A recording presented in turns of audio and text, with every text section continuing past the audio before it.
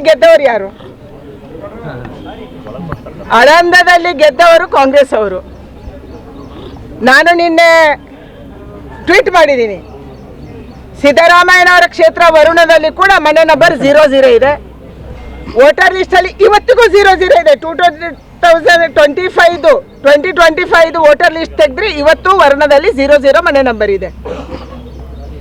ಯಾವಾಗ ಮನೆ ನಂಬರು ಸರಿಯಾಗಿ ಹಾಕೋದಿಲ್ಲ, ಇವತ್ತು ಬೆಂಗಳೂರು ಮಹದೇವಪುರದ್ದು ರಾಹುಲ್ ಗಾಂಧಿ ಅವರು ಹೇಳಿದರು, ಅಲ್ಲಿ ಹೋಗಿ ನೀವೆಲ್ಲ ಮೀಡಿಯಾದವರು, ಅಧಿಕಾರಿಗಳು, ಚುನಾವಣಾ ಆಯೋಗ ಎಲ್ಲರೂ ಹೋದರು ಇದೇನಾಯ್ತಪ್ಪ ಅಂತ ಹೇಳಿ. ಹೋದಾಗ ಕಂಡು ಬಂದಿದ್ದೇನು, ಇವರು 100-200 ವೋಟ್ ಅಂತ ಹೇಳಿದ್ರು, ಅಲ್ಲಿ 4 ವೋಟರ್ಸ್ ಇದ್ರು.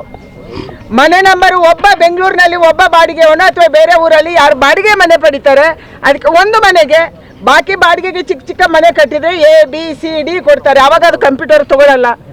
ನಾನೀಗ ವರುಣದ ಬಗ್ಗೆ ಹೇಳ್ತಾ ಇದ್ದೀನಿ, ಅದು ನಾನು ತಪ್ಪಂತ ಹೇಳಲ್ಲ. ಯಾವಾಗ ಮನೆ ನಂಬರ್ ಕರೆಕ್ಟಾಗಿ ಫೀಡ್ ಆಗಲ್ಲ, ಅಲ್ಲಿ ಫೀಡ್ ಮಾಡುವವರೇನು ಭಾಳ ತಂತ್ರಜ್ಞಾನ ಇರಲ್ಲ, ಯಾರೋ ಡೇಟಾ ಆಪರೇಟರ್ಸ್ ಅನ್ನ ಕೂರಿಸಿರ್ತಾರೆ. ಅವರು ಸರಿಯಾಗಿ ಮನೆ ನಂಬರ್ ಫೀಡ್ ಮಾಡಿಲ್ಲ ಅಂದರೆ ಮನೆ ನಂಬರ್ ಫೀಡ್ ಮಾಡಿದ್ರೆ ಅದು ಮುಂದಕ್ಕೆ ಹೋಗಲ್ಲ ಕಂಪ್ಯೂಟರ್. ಆ ಕಾರಣಕ್ಕಾಗಿ ಅಲ್ಲಿ 00 ಆಗ್ತಾರೆ.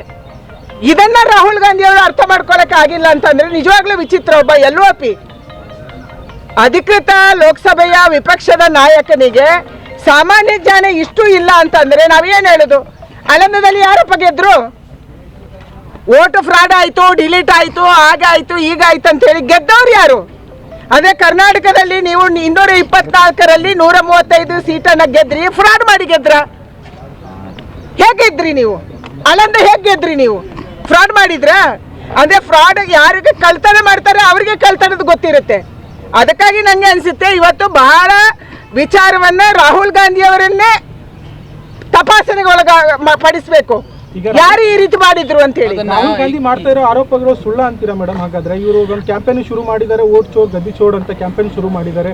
ಅವ್ರು ಮಾಡೋ ಆರೋಪಗಳೆಲ್ಲ ಸುಳ್ಳ ಅಂತೀರಾ? ಇದ್ರು ದೇಶದ ವ್ಯವಸ್ಥೆಯ ಮೇಲೆ ಅಪನಂಬಿಕೆ ಬರುವ ರೀತಿಯಲ್ಲಿ ಮಾಡಬೇಕು, ಇದು ಅವರ ಷಡ್ಯಂತ್ರ.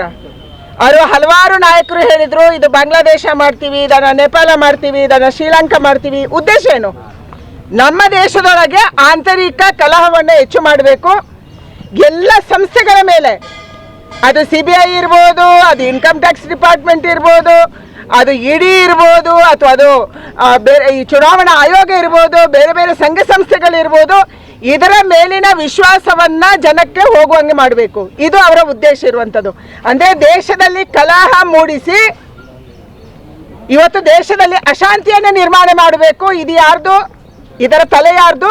ಜಾರ್ಜ್ ಸೊರೋಸ್ನ ಕ್ಯಾಂಪೇನ್ ಅನ್ನ ಕರ್ನಾಟಕದಲ್ಲಿ ಮತ್ತು ಭಾರತದಲ್ಲಿ ಮಾಡುವಂತ ವ್ಯಕ್ತಿ ಯಾರು? ಅದು ರಾಹುಲ್ ಗಾಂಧಿ. ಇದರ ಬಗ್ಗೆ ತನಿಖೆ ಆಗಬೇಕಾಗಿದೆ. ಇವತ್ತು ಅಮೆರಿಕ ಹೇಳುತ್ತೆ ಜಾರ್ಜ್ ಸೊರೋಸ್ ಬೇರೆ ಬೇರೆ ದೇಶದಲ್ಲಿ ಆತಂಕವನ್ನ ಮೂಡಿಸ್ತಿದ್ದಾರೆ. ಬೇರೆ ಬೇರೆ ದೇಶಗಳು ಹೇಳ್ತವೆ ಜಾರ್ಜ್ ಸೊರೋಸ್ ಎಲ್ಲ ದೇಶಗಳಿಗೆ NGO ಮೂಲಕ ದುಡ್ಡು ಕೊಡ್ತಾರೆ.